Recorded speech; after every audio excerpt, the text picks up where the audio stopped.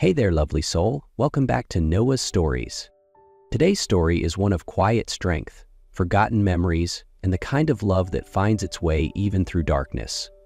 So grab your tea, settle in, and let's walk with Eva, because sometimes the most powerful journeys begin in silence.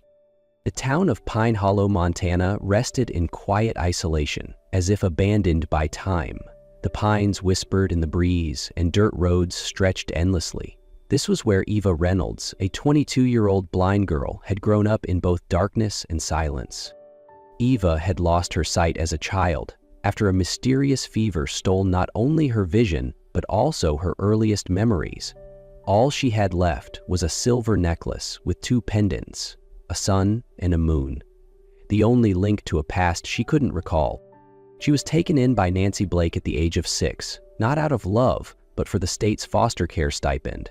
When the money began to dry up, whatever tenderness had existed quickly faded. To Nancy, Eva became a burden, a living reminder of the opportunities she never had. The people of Pine Hollow pitied Eva, but their pity was hollow, their kindness distant, just like her life. One gray, rainy afternoon, Nancy returned home reeking of alcohol and humming with strange excitement. "There's a job in Chicago," she slurred. "A good man's offering $5 grand to take you. This is your ticket out of this godforsaken town."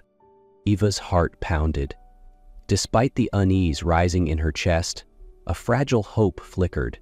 Maybe her life was finally about to change. The trip to Chicago blurred into a mix of sounds. The rumble of a bus, chatter from strangers, the jingle of coins as Nancy counted her payment. They arrived at a towering glass building, so sleek and modern it made Eva feel even more out of place. The man waiting for them was Damian Cross, CEO of Crosstech, a powerful technology empire in the Midwest. "This is the girl?" Damian asked. Nancy nodded quickly, pocketing the cash before vanishing into the city's chaos, leaving Eva alone in the grand lobby, her white cane tapping nervously on the marble floor. Damian hadn't wanted this meeting. It was his grandmother, Lucille Cross, who demanded it. A stern woman in her late 70s, she believed in an ancient prophecy written in the family's leather-bound genealogy book. If Damian didn't marry the chosen one, the Cross legacy would crumble. Lucille was certain Eva was the one. Her birth date matches. The necklace is the sign, she insisted, without a shred of doubt. But Damian didn't believe in fate. His heart was rooted in the past with a girl named Summer, a childhood friend he had once promised to marry beneath the stars by the lake. Summer had vanished long ago, leaving behind only guilt and a vow unfulfilled. Still, under pressure from Lucille and the weight of duty, Damian agreed to marry Eva. The wedding was rushed, held in the chapel of the Cross estate. That night, Eva stood in a borrowed gown, repeating vows she barely understood, and entered a marriage built not on love, but on cold obligation. Though legally married to Eva, Damian showed little interest in her.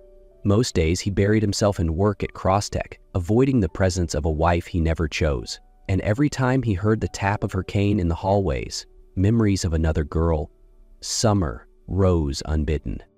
Summer had been his childhood companion. They'd raced along the lakeshore, caught fireflies under summer skies.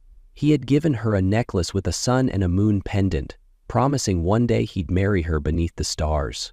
But Summer vanished after a tragic accident, leaving Damian with a broken heart and the twin to the necklace Eva now wore.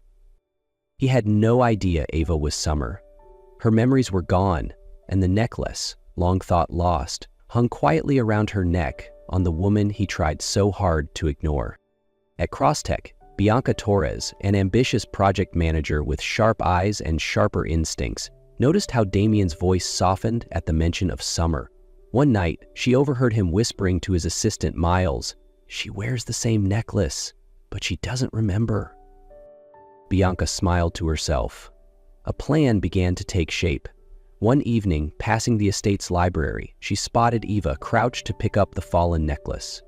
Bianca quietly stepped in, lifting it before Eva noticed, her eyes narrowing on the familiar design. "This is it," she whispered. That night, she found Miles in a dim corner of the Crosstech building.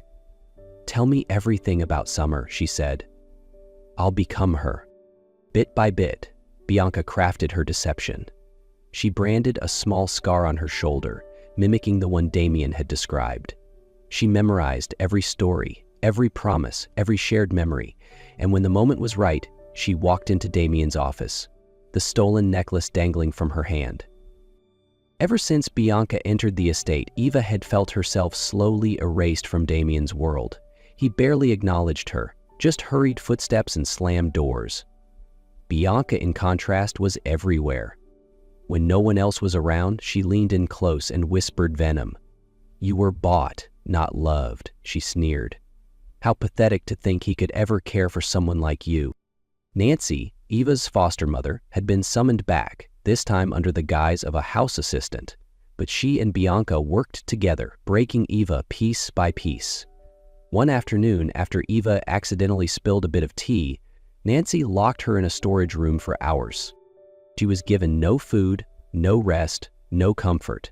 Eventually, Eva collapsed in the hallway, her body giving in to sheer exhaustion. She woke up in a hospital bed. The beeping of machines filled the room.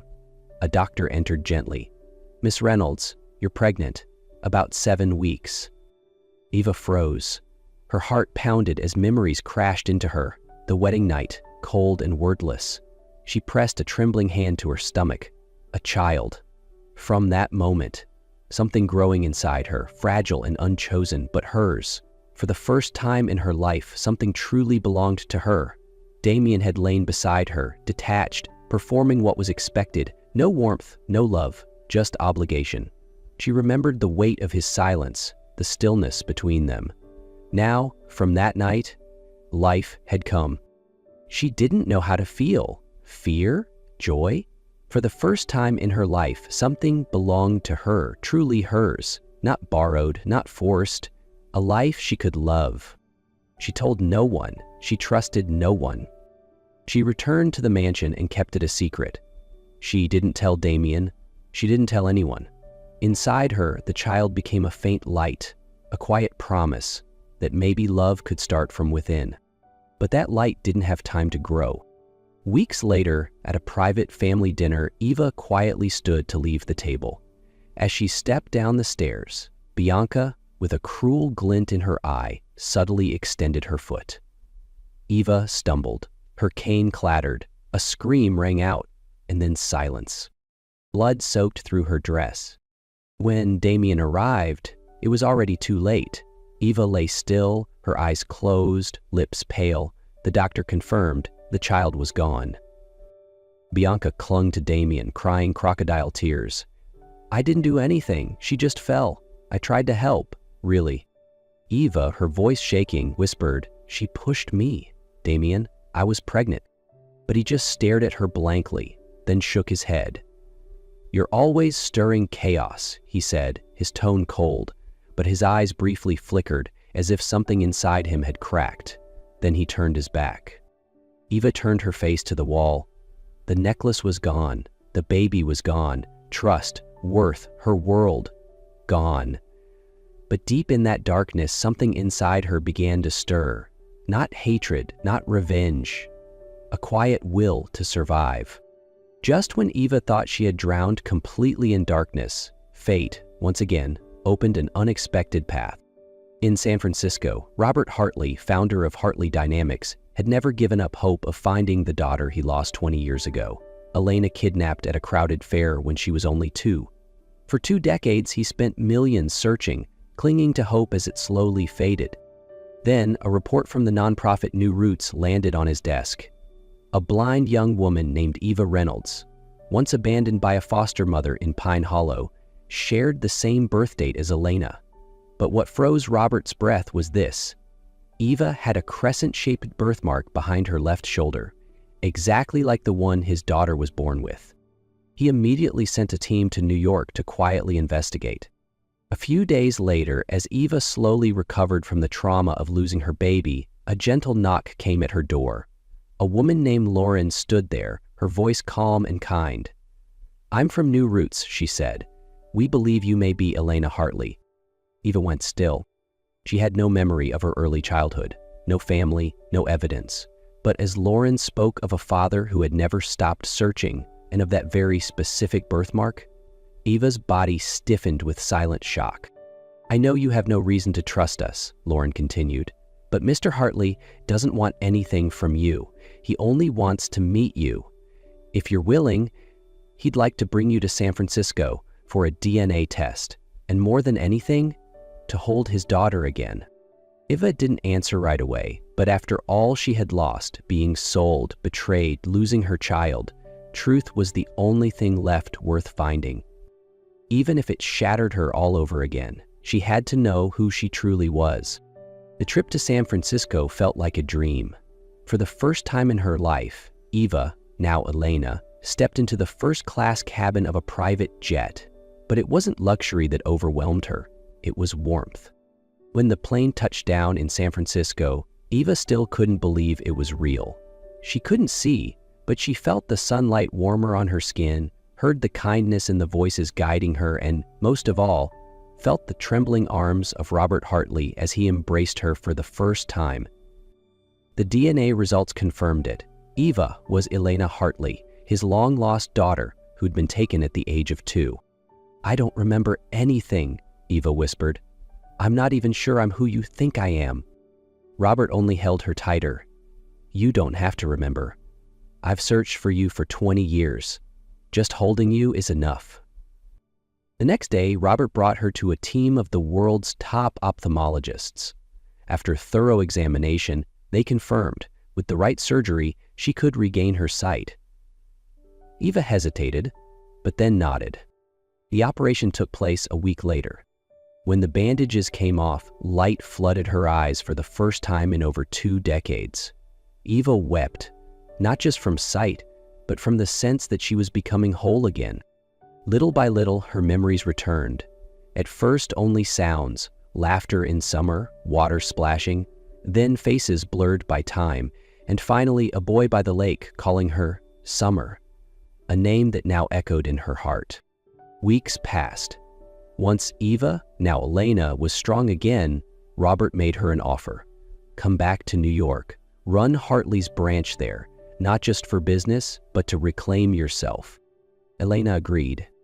At the grand signing event between Hartley Dynamics and Crosstech, where Damien was among the guests, Elena walked in as someone entirely new. No longer the blind girl sold into silence, but a woman with clear eyes, strong steps, and a quiet, unshakable grace. Bianca, standing beside Damien, froze. As Elena spoke on stage, a man staggered into the hall, bruised and breathless. It was Miles, Damien's former assistant. "She's lying," he shouted, pointing at Bianca. "She's not Summer. I helped her fake it all." The crowd erupted. "She stole Ava's story. She faked the scar. She swapped Lucille's medicine. She's the one who killed her." The room fell into a heavy silence. Damien was motionless, stunned. Bianca tried to steady her voice, forcing a smile. "You love me. I am Summer. I've always been her." But her trembling betrayed her words. Elena, no longer the fragile Eva of the past, stepped down from the stage and slowly walked toward them. She said nothing at first, stopping face to face with Bianca. Their eyes locked, one full of panic, the other burning with calm defiance. Elena raised her hand and reached for the silver necklace around Bianca's neck, the sun and moon pendants glinting under the lights like the echoes of a childhood promise. Without hesitation, she yanked it free. The chain snapped in her hand. Still holding Bianca's gaze, Elena said, her voice clear and cutting, "This belongs to me." A ripple of whispers swept through the room. Bianca stepped back, then turned to run, but security had already sealed the exits. In a last desperate cry, she screamed, "I did it for love! I deserve this!" But no one was listening anymore. Silence followed her as she was led away, the necklace resting in Elena's palm. The past finally returned to its rightful owner. Damien stood still, eyes fixed on Elena. He didn't look at Bianca. He didn't need to. All his focus was on the woman he once abandoned, once doubted, once broke. He stepped forward, slow, uncertain. "Eva," he breathed, then, correcting himself, voice cracking, "No, Summer." Elena met his eyes, her hand gripping the necklace now back where it belonged. There was no darkness left in her gaze, only the clarity of someone who had endured and emerged stronger. Damien pulled a crumpled letter from his pocket. "It's from Lucille," he said. "She knew. She always knew. She wrote, 'That girl is your redemption. Don't lose her the way you've lost everything else.'" His voice trembled. "I was blind, Summer, not in sight, but in heart. I left you to suffer. I let you lose our child. I made you live in silence in the shadows I created." He dropped to his knees, not as a CEO, but as a man who had lost his soul. "I'm not asking to be forgiven. I'm asking for a chance to be worthy of it." Elena looked down at him, the man who once brought her to ruin, now kneeling in pieces before her. She remembered it all: the cold wedding night, the unspoken wounds, the child she never held. But through the cracks of memory, she also saw the boy by the lake, the smile of Jackie, the warmth of the hand that once promised her forever. "You made me lose everything," she said, her voice steady. "But because of that, I found myself again." Then she reached out her hand and pulled him to his feet. "I'm not ready to be your wife, but I'm not walking away either. We'll start again, from the beginning, step by step." Damien held her hand like it was the only thing anchoring him to the earth, tears quietly falling. "Just having you here is everything." 1 month later, in the garden of the Hartley estate on the outskirts of San Francisco, sunlight filtered softly through the willow trees and birdsong echoed gently, ushering in a new season. The tension was gone. The shadows of the past had lifted. What remained was peace. Elena sat still on a wooden bench, her eyes closed, listening to the sound of life. Birds, trickling water, leaves rustling. For the first time in a very long time, she didn't hear anything inside her mind. No whispers from the past, no shadows clinging to her. Only a quiet, peaceful silence. Around her neck, the silver necklace swayed gently in the sun. Sun and moon reunited, no longer lost. Damien approached, a small notebook in hand. He sat beside her without disturbing the moment and said quietly, "You've rewritten everything, just by being here." Elena opened her eyes and looked at him. There was no anger left, no doubt, only recognition. Of herself, of the man who had once shattered her, and of the reason she had chosen to stay. "I don't need a fairy tale ending," she said. "I just need a real one. A place to begin, not to forget, but to move forward." From a distance, Robert Hartley watched them in silence. His eyes reflected a pride that words couldn't hold. He had found his daughter again, but more importantly, she had found herself. The sun began to set. The sky turned golden orange, like a curtain closing on an old chapter. Damien reached out and took Elena's hand. Not tightly, but gently, just enough to say, "I'm still here." And Elena, after all the pain and the loss, for the first time, did not fear holding someone's hand again. She smiled, not because everything was healed, but because the storm had passed, and she had survived. She had walked through fire, and now she stood, stronger, steadier, and never alone again. The journey didn't end here. It was only just beginning. And just like that, her story begins again. Not with fairy tales, but with truth, healing, and quiet strength. Thanks for being here, lovely soul. If this touched you, don't forget to like, share, or simply leave a thought below. Until next time, stay brave, stay kind.